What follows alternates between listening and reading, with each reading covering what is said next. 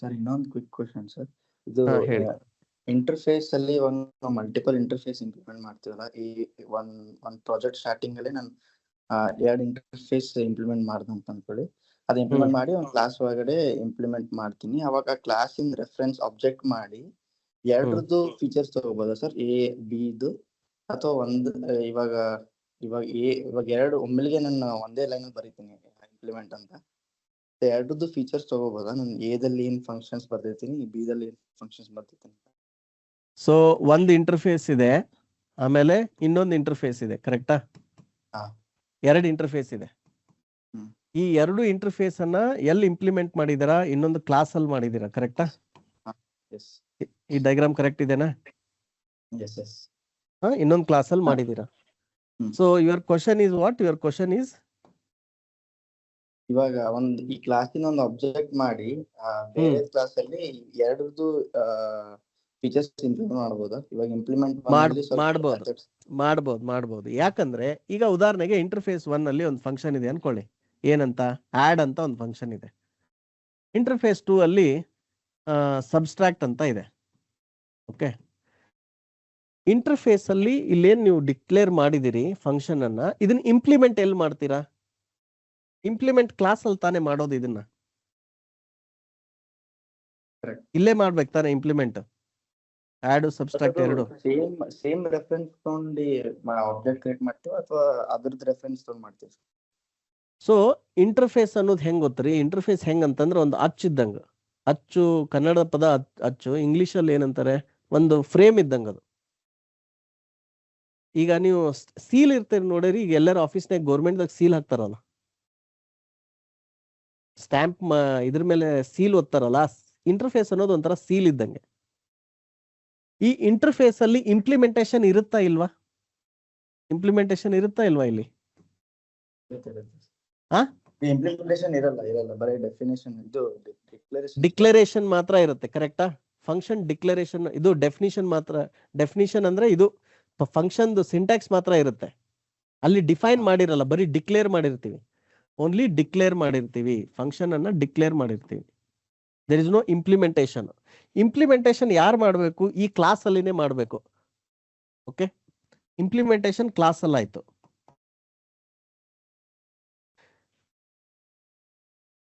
For the ಇದು ಏನಂತಾರೆ, for the compiler, ಅದಕ್ಕೆ ಇದನ್ನ ಕಂಪೈಲ್ ಮಾಡಿ ಪ್ಯಾಕೇಜ್ ಮಾಡಿದಾಗ ಈ ಕ್ಲಾಸ್ ಇದೆಯಲ್ಲ, ಈ ಕ್ಲಾಸ್ ಅಲ್ಲಿನೇ ಅದ್ರ ಇಂಪ್ಲಿಮೆಂಟೇಶನ್ ಇರೋದು.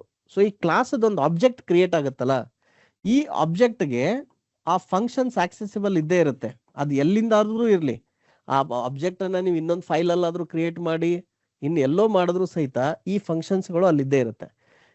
ಹಂಗಿದ್ರೆ ನೀವು ಕೇಳ್ಬೋದಲ್ಲ, ಸರ್ ಹಂಗಿದ್ರೆ ಇಂಟರ್ಫೇಸ್ ಎದಕ್ ಬೇಕು ನಮಗೆ? ಇದು ಯಾಕೆ ಸರ್ಕಸ್ ಮಾಡ್ಬೇಕು, ಡೈರೆಕ್ಟ್ಲಿ ಅಲ್ಲೇ ಬರಿಬೇಕು ಅಂತ ಪ್ರಶ್ನೆ ಬಂತ ನಿಮ್ ತಲೆಯಲ್ಲಿ? ಸರ್ ಇನ್ನೊಂದು ಕ್ವಶನ್ ಸರ್ ಹಂಗೆ.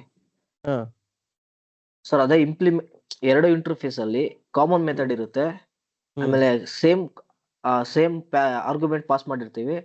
ಇವಾಗ ನಾವು ಇಂಪ್ಲಿಮೆಂಟ್ ಮಾಡಿದ್ರೆ ಅದು ಇಂಟರ್ಫೇಸ್ 1 ಆಗುತ್ತೆ, ಇಂಟರ್ಫೇಸ್ 2 ಆಗುತ್ತೆ ಸರ್. ಲೈಕ್ ಯಾವ್ದು ಓವರ್ ರೈಡ್ ಆಗುತ್ತೆ? ಸೊ ಎಕ್ಸಾಕ್ಟ್ ಸಿಂಟ್ಯಾಕ್ಸ್ ಅಂದ್ರೆ ಹೆಸರು ಸೇಮ್ ಇದೆ, ಇನ್ಪುಟ್ ಪ್ಯಾರಾಮೀಟರ್ ಸೇಮ್ ಇದೆ, ರಿಟರ್ನ್ ಟೈಪ್ ಸೇಮ್ ಇದೆ. ಅವಾಗ ಕಂಪೈಲರ್ ಎರರ್ ಕೊಡುತ್ತೆ. ಕಂಪೈಲರ್ ಎರರ್ ಕೊಟ್ಟು ಏನ್ ಹೇಳುತ್ತೆ? Same name is declared in both the places ಅಂತ ಎರರ್ ಕೊಡುತ್ತೆ. Okay, at least return type different, ಯಾವ್ದಾದ್ರು ಡಿಫರೆಂಟ್ ಇದ್ರೆ ಆಗುತ್ತೆ. ಒಂದು ಏನಾದ್ರೂ ಚಿಕ್ಕ ವ್ಯತ್ಯಾಸ ಇರಬೇಕು. ಏನು? ರಿಟರ್ನ್ ಟೈಪ್ ಆದ್ರೂ ಬೇರೆ ಇರಬೇಕು, ಅಥವಾ ಫಂಕ್ಷನ್ ಆರ್ಗ್ಯುಮೆಂಟ್ ಆದ್ರೂ ಬೇರೆ ಇರಬೇಕು, ಅಥವಾ ಹೆಸರಲ್ಲಿ ಏನಾದ್ರೂ ಒಂದು ಕ್ಯಾರೆಕ್ಟರ್ ಆದ್ರೂ ವ್ಯತ್ಯಾಸ ಇರಬೇಕು. ಏನಾದ್ರೂ ಒಂದು ಚಿಕ್ಕ ವ್ಯತ್ಯಾಸ ಇರಲೇಬೇಕು, ಇಲ್ಲ ಅಂದ್ರೆ ಎರಡು ಸೇಮ್ ಇದೆ ಅಂತ ಎರರ್ ಬರುತ್ತೆ, ನಿಮ್ ಕಂಪೈಲರ್ ಎರರ್ ಬರುತ್ತೆ. ಸೊ ನನ್ನ ಪ್ರಶ್ನೆ ನೀವು ಉತ್ತರ ಕೊಟ್ಟಿಲ್ಲ ಇನ್ನು. ಈಗ ಇಂಟರ್ಫೇಸ್ ಎದಕ್ ಬೇಕು? ಇಂಟರ್ಫೇಸ್ ಎದಕ್ ಬೇಕು? ಡೈರೆಕ್ಟ್ ಆಗಿ ಕ್ಲಾಸ್ ಅಲ್ಲೇ ಬರಿಬೋದಿತ್ತಲ್ಲ ಕೋಡ್. ಹೇಳಿ. ಪ್ರಾಜೆಕ್ಟ್ ಸ್ಟಾರ್ಟ್ ಮಾಡಕ್ಕೆ ಮುಂಚೆ ನಮಗೆ ಮಾಡ್ಬಿಟ್ಟಿದ್ರಲ್ಲ, ಅವ್ರು ಮಾಡಿಟ್ಬಿಟ್ಟಿದ್ರು. ಸಿ ಎದಕ್ ಮಾಡಿದ್ರು ಅಂದ್ರ, ಒಂದು ಸಾಫ್ಟ್ವೇರ್ ಡೆವಲಪ್ಮೆಂಟ್ ಅಲ್ಲಿ ಸುಮಾರು ಜನ ಕೆಲಸ ಮಾಡ್ತೀರಿ. ಇದು ಟೀಮ್ ಸ್ಪೋರ್ಟ್ಸ್, ಇದು ಕರೆಕ್ಟಾ? It is not a individual sports. Software development is a team sports. Second ಏನಾಗುತ್ತೆ, ಆ ಸಾಫ್ಟ್ವೇರ್ ನೀವು ಈಗ ಮಾಡ್ತಿದ್ದೀರಾ, ಅದು ಎಷ್ಟು ವರ್ಷ ಯೂಸ್ ಆಗುತ್ತೆ ಯಾರಿಗೂ ಗೊತ್ತಿಲ್ಲ. 5 ವರ್ಷ ಆಗ್ಬೋದು, 10 ವರ್ಷ ಆಗ್ಬೋದು, 20 ವರ್ಷ, 30 ವರ್ಷ. ಅದ್ರ ಮೇಲೆ ನೀವು ಕಂಪ್ನಿಯಲ್ಲಿ ಇದ್ದು ನೀವು ಕಂಪ್ನಿ ಬಿಟ್ಟೋದ್ಮೇಲೆ ಇನ್ನೂ 100 ಜನ ಇಂಜಿನಿಯರ್ಸ್ ಬಂದು ವರ್ಕ್ ಮಾಡ್ತಾರೆ. ಓಕೆ, ಇದನ್ನ ಡಿಸೈನ್ ಮಾಡುವಾಗ ಆರ್ಕಿಟೆಕ್ಟ್ಸ್ ಎಲ್ಲ ಹೆಂಗ್ ಮಾಡ್ತಾರೆ ಅಂದ್ರೆ, ಈ ತರ ಒಂದು ಬಿಲ್ಡಿಂಗ್ ಪ್ಲಾನ್ ಹಾಕೋತರ ಒಂದು ಆ ಸಾಫ್ಟ್ವೇರ್ದು ಡಿಸೈನ್ ಮಾಡ್ತಾರೆ. ಹೈ ಲೆವೆಲ್ ಡಿಸೈನ್ ಅಂತ ಇರುತ್ತೆ, ಬ್ಲಾಕ್ ಡಿಸೈನ್ ಅಂತ ಇರುತ್ತೆ, ಅದಾದ್ಮೇಲೆ ಕ್ಲಾಸ್ ಡೈಗ್ರಾಮ್ ಅಂತ ಇರುತ್ತೆ. ಆ ಕ್ಲಾಸ್ ಡೈಗ್ರಾಮ್ ಅನ್ನ ಅಥವಾ ಆಬ್ಜೆಕ್ಟ್ ಓರಿಯೆಂಟೆಡ್ ಡಿಸೈನು ಅಂತಾರೆ ಅದಕ್ಕೆ. ಅದನ್ನ ಹಾಕಿದಾಗ ಅವ್ರು ಏನ್ ಮಾಡ್ತಾರೆ, 50 ಜನ ಡೆವಲಪರ್ಸ್ ವರ್ಕ್ ಮಾಡ್ತಿದ್ದಾರೆ. ಸುಮ್ಮನೆ ಹೋಗ್ಬಿಟ್ಟು ಬರೀರಿ ಅಂದ್ರೆ ಯಾರು ಹೆಂಗ್ ಬೇಕಂಗ್ ಬರೆದು ಬಿಡ್ತಾರೆ, ಇದು ಸಾಫ್ಟ್ವೇರ್ ಆಮೇಲೆ ವರ್ಕ್ ಆಗಲ್ಲ, ಬಗ್ಸ್ ಗಳು ಬರುತ್ತೆ ಅಂತ ಹೇಳಿ ಫಸ್ಟ್ ಅವ್ರು ಏನ್ ಮಾಡ್ತಾರೆ, ಈ ಎಲ್ಲ ಇಂಟರ್ಫೇಸಸ್ ಅನ್ನ ಡಿಸೈನ್ ಮಾಡ್ತಾರೆ, ಎಲ್ಲ ಕ್ಲಾಸ್ ಗಳನ್ನ ಡಿಸೈನ್ ಮಾಡ್ತಾರೆ. ಅದ್ರ ಒಳಗಡೆ ಕೋಡ್ ಬರಿಬೇಕಲ್ಲ, ಅದನ್ನ ಮಾತ್ರ ಡೆವಲಪರ್ಸ್ ಬಿಟ್ಬಿಡ್ತಾರೆ, ನೀವು ಬರೀರಿ ಇದ್ರ ಒಳಗಡೆ ಕೋಡು ಅಂತ. ಆ ಒಂದು ಬ್ಲೂ ಪ್ರಿಂಟ್ ಹಾಕ್ತಾರೆ ಅದಕ್ಕೆ, ಆ ಸಾಫ್ಟ್ವೇರ್ಗೆ. ಸೊ ಇಂಟರ್ಫೇಸು ಮತ್ತೆ ಆಬ್ಜೆಕ್ಟ್ಗೆ ಏನ್ ವ್ಯತ್ಯಾಸ ಅಂದ್ರೆ, ನೀವು ಇಂಟರ್ಫೇಸ್ ಅಲ್ಲಿ ಕೋಡ್ ಇಂಪ್ಲಿಮೆಂಟ್ ಮಾಡಕ್ ಆಗಲ್ಲ, ಬರೀ ಕ್ಲಾಸ್ ಅಲ್ಲಿ ಮಾತ್ರ ಮಾಡ್ಬೋದು. ಆದ್ರೆ ಇಂಟರ್ಫೇಸ್ ಅದರದೇ ಆದಂತ ಕೆಲವೊಂದು ಅಡ್ವಾಂಟೇಜ್ ಇದೆ. ಇದು ತುಂಬಾ ಡೀಪರ್ ಕಾನ್ಸೆಪ್ಟ್. ಯಾರ್ಯಾರು ಫಸ್ಟ್ ಕ್ಲಾಸ್ ಅಟೆಂಡ್ ಆಗ್ತೀರಾ ನಿಮ್ಗೆಲ್ಲ ಬೌನ್ಸ್ ಆಗುತ್ತೆ, ಭಯ ಪಡಬೇಡಿ. ಈಗ ಉದಾಹರಣೆಗೆ ನಿಮ್ದೊಂದು ಸಾಫ್ಟ್ವೇರ್ ಇದೆ ಅನ್ಕೊಳ್ಳಿ. ಈ ಸಾಫ್ಟ್ವೇರ್ ಇದೆ.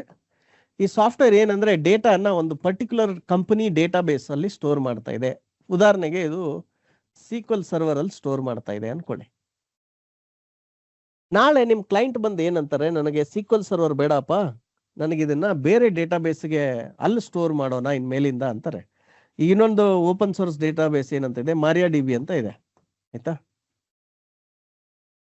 ನಿಮ್ ಸಾಫ್ಟ್ವೇರ್ ಅಲ್ಲಿ ಎಲ್ಲೆಲ್ಲಿ ನೀವು ಕೋಡ್ ಬರ್ದಿದ್ರಿ, ಇಲ್ಲಿ ಇದು ಇನ್ಸರ್ಟ್ ಮಾಡಿ, ಇಲ್ಲಿ ಇದು ಡಿಲೀಟ್ ಮಾಡಿ ಅಂತ ನೂರಾರಲ್ಲ 1000 ಕಡೆ ಕೋಡ್ ಬರ್ದು ಬಿಟ್ಟಿದ್ದೀರಾ. ಏನಂತ, ಈ ತರ ಡೇಟಾ ಆಡ್ ಮಾಡಬೇಕು, ಈ ತರ ರೀಡ್ ಮಾಡಬೇಕು, ಈ ತರ ಅಪ್ಡೇಟ್ ಮಾಡಬೇಕು ಅಂತ 100 ಕಡೆ ಅಲ್ಲ 1000 ಕಡೆ ನಿಮ್ ಸಾಫ್ಟ್ವೇರ್ ಅಲ್ಲಿ ಬರೆದು ಬಿಟ್ಟಿದ್ದೀರಾ. ಈ ಸೀಕ್ವೆಲ್ ಸರ್ವರ್ ಜೊತೆ ಹೆಂಗ್ ಇಂಟ್ರಾಕ್ಟ್ ಮಾಡಬೇಕು ಅಂತ ಬರ್ದಿದ್ದೀರಾ. ಈ ಕ್ಲೈಂಟ್ ಬಂದು ಸಡನ್ ಆಗಿ ನನಗೆ ಇದು ಬೇಡ, ನನಗೆ ಇದು ಬೇಡ, ನನಗೆ ಇದು ಬೇಕು ಅಂದ್ರೆ ನೀವು ಹೋಗ್ಬಿಟ್ಟು 1000 ಕಡೆ ಅದನ್ನ ಚೇಂಜ್ ಮಾಡಬೇಕು, ಅದನ್ನ ಟೆಸ್ಟ್ ಮಾಡಬೇಕು. ಮತ್ತೆ ತುಂಬಾ ಡಿಫಿಕಲ್ಟ್ ಅಲ್ಲ. ಆದ್ರೆ ಇಂಟರ್ಫೇಸ್ ಯೂಸ್ ಮಾಡಿ ಕರೆಕ್ಟ್ ಆಗಿ ಕೋಡ್ ಬರ್ದಿದ್ರೆ ಬರೀ 2 ಲೈನ್ ಚೇಂಜ್ ಮಾಡ್ಬೇಕಾಗತ್ತೆ. 2 ಅಥವಾ 3 ಲೈನ್ ಚೇಂಜ್ ಅಲ್ಲಿ ನಿಮ್ ಕೆಲಸ ಮುಗ್ದೋಗುತ್ತೆ. ಇದನ್ನ ಅರ್ಥ ಮಾಡ್ಕೋಬೇಕು ಅಂದ್ರೆ ನೀವು ಒಂದೇನು ಅನಲೈಸ್ ಅರ್ಥ ಮಾಡ್ಕೊಳ್ಳಿ ಅಂದ್ರೆ, ಈಗ ಸುಮಾರು ಜನ ನೀವು ಬೈಕ್ ಓಡಿಸಿರ್ತೀರ. ನಿಮ್ ಬೈಕ್ದು ಟೈರ್ ಶೋರೂಮ್ ಇಂದ ತಂದಿರ್ತಿರಲ್ಲ ಗಾಡಿ, ಅವಾಗ ಅದು MRF ಇತ್ತು ಅನ್ಕೊಳ್ಳಿ. ಅದು ಟೈರ್ ಏನಾಗಿದೆ, ಸೌದೋಗಿದೆ. ನೀವು ಮತ್ತೆ ವಾಪಸ್ MRF ಹಾಕ್ಬೇಕಾ ಅಥವಾ ನೀವು ಗುಡ್ಡಿಯರು ಅಥವಾ ಬೇರೆ ಬ್ರ್ಯಾಂಡ್ ಹೋಗ್ಬೋದಾ? ಬೇರೆ ಬ್ರ್ಯಾಂಡ್ ಹೋಗ್ಬೋದು ತಾನೆ ಸರ್. ಆದ್ರೆ ನಿಮ್ ಬೈಕಿಗೆ ಏನಾದ್ರು ಟ್ರ್ಯಾಕ್ಟರ್ ಟೈರ್ ತಂದು ಹಾಕಕ್ಕಾಗತ್ತಾ? ಆಗಲ್ಲ. ಸೊ ನೀವು ಟೈರ್ ಅಂಗಡಿಗೆ ಹೋಗಿ ಏನಂತೀರಿ, ಒಂದ್ ಟೈರ್ ಕೊಡಿ ಅಂತೀರಿ. ಅವ್ರು ಏನಂತ ಕೇಳ್ತಾರೆ, ಯಾವ ಟೈರ್ ಬೇಕು, ಯಾವ ಗಾಡಿಗೆ ಬೇಕು ಅಂತ ಕೇಳ್ತಾರೆ. ನೀವು ಅವಾಗ ಏನಂತೀರಾ, ನನಗೆ ಇದಕ್ ಬೇಕು, ಏನು ಆಕ್ಟಿವ್ ಆಗ್ಬೇಕು, ಅಪಾಜಿಗ್ ಬೇಕು ಅಂತ ಹೇಳ್ತೀರಾ. ಅವಾಗ ಅವರು ಕ್ಯಾಟಲಾಗ್ ತೆಗೆದು ನೋಡ್ತಾರೆ, ಈ ಗಾಡಿಗೆ ಯಾವ ತರ ಟೈರ್ ಸ್ಪೆಸಿಫಿಕೇಶನ್ ಇದೆ, ಎಷ್ಟು ರೇಡಿಯಸ್ ಇರ್ಬೇಕು ಅದಕ್ಕೆ, ಅದ್ರದ್ದು ಏನ್ ಸ್ಪೆಸಿಫಿಕೇಶನ್ ಇದೆ ನೋಡ್ತಾರೆ. ಆ ಸ್ಪೆಸಿಫಿಕೇಶನ್ ನೋಡಿ ನಿಮ್ಗೆ ಆ ಟೈರ್ ಕೊಡ್ತಾರೆ. ಕರೆಕ್ಟಾ? ಯಾವಾಗ ಒಂದು ಸ್ಪೆಸಿಫಿಕೇಶನ್ ಬರೆದು ಮಾಡಿದ್ರೆ ನೀವು ಒಂದು ಬ್ರ್ಯಾಂಡ್ ಪ್ರಾಡಕ್ಟ್ ತೆಗೆದು ಇನ್ನೊಂದು ಬ್ರ್ಯಾಂಡ್ ತೋರಿಸಿದ್ರು ಆ ಗಾಡಿ ಓಡುತ್ತೆ. ಸಿಮಿಲರ್ಲಿ ಈ ಡೇಟಾಬೇಸ್ ತೆಗೆದು ಈ ಡೇಟಾಬೇಸ್ ಹಾಕಿದ್ರು ನಿಮ್ ಸಾಫ್ಟ್ವೇರ್ ಓಡಬೇಕು. ಅದು ಓಡಬೇಕು ಅಂದ್ರೆ you have to use interface design pattern. So ಅಲ್ಲೇನ್ ಮಾಡ್ತಾರೆ ಅಂದ್ರೆ, ಇಲ್ಲಿ ನಾವು ಮಾಡುವಂತ ಆಪರೇಷನ್ ಏನು, create, read, update, delete, CRUD ಅಂತಾರೆ ಇದಕ್ಕೆ. ಈ ಕ್ರಡ್ ಆಪರೇಷನ್ಸ್ ಅನ್ನ ಸೀಕ್ವೆಲ್ ಸರ್ವರ್ ಬರೆಯುವಾಗ ಏನ್ ಮಾಡ್ಬೇಕು ನೀವು ಅಂದ್ರೆ, ಫಸ್ಟ್ ಒಂದು ಇಂಟರ್ಫೇಸ್ ಬರಿಬೇಕು. ಏನಂತ, DB ಡೇಟಾಬೇಸ್ ಇಂಟರ್ಫೇಸ್ ಅಂತ ಬರಿಬೇಕು. ಡೇಟಾಬೇಸ್ ಇಂಟರ್ಫೇಸ್ ಇದರಲ್ಲಿ ಒಂದು ಕ್ರಿಯೇಟ್ ಫಂಕ್ಷನ್ ಬರೀರಿ. ಇದು ಉದಾಹರಣೆಗೆ ಹೇಳ್ತಾ ಇದ್ದೀನಿ, ಆಯ್ತಾ. ಬರೀ 4 ಇರಲ್ಲ, ನಿಮ್ಗೆ ಸಿಂಪ್ಲಿಫೈ ಮಾಡಕ್ಕೋಸ್ಕರ ಅಪ್ಡೇಟು, ಡಿಲೀಟ್, ಆಯ್ತಾ. ಈ ತರ ಇಂಟರ್ಫೇಸ್ ಡಿಸೈನ್ ಮಾಡಿದ್ರಿ, DB ಇಂಟರ್ಫೇಸ್. ಈಗ ಈ DB ಇಂಟರ್ಫೇಸ್ ಅನ್ನ ಇನ್ಹೆರಿಟ್ ಮಾಡಿ ಒಂದು ಏನ್ ಮಾಡಿದ್ರಿ, ಸೀಕ್ವೆಲ್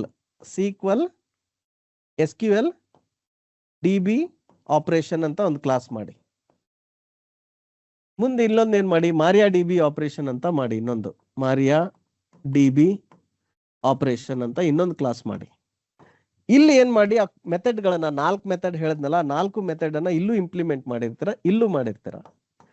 ನಿಮ್ ಸಾಫ್ಟ್ವೇರ್ ಅಲ್ಲಿ ಕೋಡ್ ಬರೆಯುವಾಗ ನೀವು ಏನ್ ಮಾಡ್ಬೇಕು ಅಂದ್ರೆ ವೇರಿಯೇಬಲ್ ಡಿಕ್ಲೇರ್ ಮಾಡ್ತಿರಲ್ಲ ಡೇಟಾಬೇಸ್ ಆ ವೇರಿಯೇಬಲ್ ಡಿಕ್ಲೇರ್ ಮಾಡುವಾಗ ಇಂಟರ್ಫೇಸ್ ಯೂಸ್ ಮಾಡಬೇಕು. ಐ ಡಿ ಬಿ ಆಪರೇಷನ್ ಇಲ್ಲಿ ವೇರಿಯೇಬಲ್ ಹೆಸರೇನು ಡಿ ಅಂತ ಇಟ್ಕೊಳ್ಳಿ, ಡೇಟಾಬೇಸ್ ಅಂತ ಇಟ್ಕೊಳ್ಳಿ. ಈಕ್ವಲ್ಸ್ ಟು ಇದೇ ಅಬ್ಸರ್ವ್ ಮಾಡಿ, ಇಲ್ಲೇನ್ ಬರೀತಿದ್ದೀನಿ, ವೇರಿಯೇಬಲ್ ಹೆಸರು IDB operation DB equals to SQL server operations ಅಂತ ಬರೆದ್ರೆ ಈಗ SQL server operation class object create ಆಯ್ತು. ನಾನು ನಾಳೆ ಇದನ್ನ ತೆಗೆದ್ಬಿಟ್ಟು ಮಾರಿಯಾ ಡಿ.ಬಿ ಮಾಡಬೇಕು ಅಂದ್ರೆ ಬರೀ ಇದು ಒಂದೇ ಒಂದು ಲೈನ್ ಅನ್ನ ಡಿಲೀಟ್ ಮಾಡಿ ಇಲ್ಲಿ ನಾನು ಮಾರಿಯಾ ಡಿ.ಬಿ ಆಪರೇಷನ್ ಕನ್ಸ್ಟ್ರಕ್ಟರ್ ಕಾಲ್ ಮಾಡಿದ್ರೆ ನಾನು ಬೇರೆ ಕಡೆ ಕೋಡ್ ಅಲ್ಲಿ ಹೋಗಿ ಎಲ್ಲೂ ಟಚ್ ಮಾಡೋ ಅವಶ್ಯಕತೆ ಇಲ್ಲ. ಬಿಕಾಸ್ ಈ ವೇರಿಯೇಬಲ್ ಇಂದ ಎರಡು ಫಂಕ್ಷನ್ ಅನ್ನ ನಾನು ಆಕ್ಸೆಸ್ ಮಾಡಬಹುದು. db.create, db.read ಈ ತರ ಕೋಡ್ ಬರ್ದಿರ್ಬೇಕು. ಸೊ ನೀವು ಏನು ಕಾಂಕ್ರೀಟ್ ಕ್ಲಾಸ್ ಇದೆ ಆ ಕಾಂಕ್ರೀಟ್ ಕ್ಲಾಸ್ ವೇರಿಯೇಬಲ್ ಅಥವಾ ವೇರಿಯೇಬಲ್ ಡಿಕ್ಲೇರ್ ಮಾಡಿ ಕೋಡ್ ಬರೆದ್ರೆ ಕರೆಕ್ಟ್ ಅಲ್ಲ. ಇಂಟರ್ಫೇಸ್ ಟೈಪ್ ವೇರಿಯೇಬಲ್ಸ್ ಡಿಕ್ಲೇರ್ ಮಾಡಿ ಈ ತರ ಕೋಡ್ ಬರೆದಾಗ ನಾಳೆ ನೀವು ಅದನ್ನ ಚೇಂಜ್ ಮಾಡಬೇಕು ಅಂದಾಗ ಬರೀ ಒಂದೇ ಒಂದು ಲೈನ್ ಕೋಡ್ ಇಲ್ಲಿ ಚೇಂಜ್ ಮಾಡಿದ್ರೆ ನಿಮ್ ಸಾಫ್ಟ್ವೇರ್ ವರ್ಕ್ ಆಗುತ್ತೆ.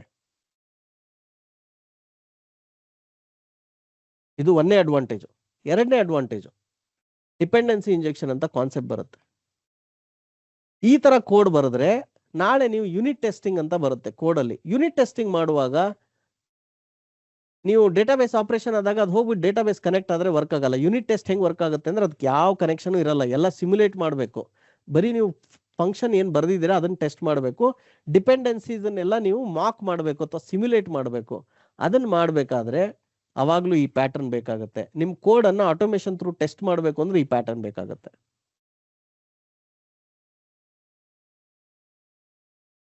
ನಿಮಗೆ ಇನ್ನೊಂದು ರಿಯಲ್ ಲೈಫ್ ಎಕ್ಸಾಂಪಲ್ ಕೊಡ್ತೀನಿ ಇದಕ್ಕೆ.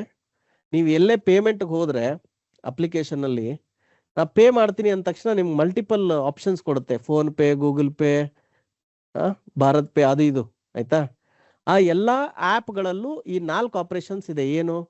ಬ್ಯಾಲೆನ್ಸ್ ಚೆಕ್ ಮಾಡೋದು, ಅಥೆಂಟಿಕೇಟ್ ಮಾಡೋದು, ಟ್ರಾನ್ಸಾಕ್ಷನ್ ಟ್ರಿಗರ್ ಮಾಡೋದು, ಟ್ರಾನ್ಸಾಕ್ಷನ್ ಕನ್ಫರ್ಮ್ ಮಾಡೋದು, ಟ್ರಾನ್ಸಾಕ್ಷನ್ ಡೀಟೇಲ್ಸ್ ರೀಡ್ ಮಾಡೋದು. ಇದೆಲ್ಲ ಏನು? 5 ಇಂಟರ್ಫೇಸ್ ಮೆಥಡ್ಸು. ಈ ಇಂಟರ್ಫೇಸ್ 5 ಮೆಥಡ್ಸ್ ಅನ್ನ ಯಾರು ಇಂಪ್ಲಿಮೆಂಟ್ ಮಾಡಿದ್ದಾರೆ? ಎಲ್ಲಾ ಪೇಮೆಂಟ್ ಆಪ್ ಅವರು ಮಾಡಿದ್ದಾರೆ.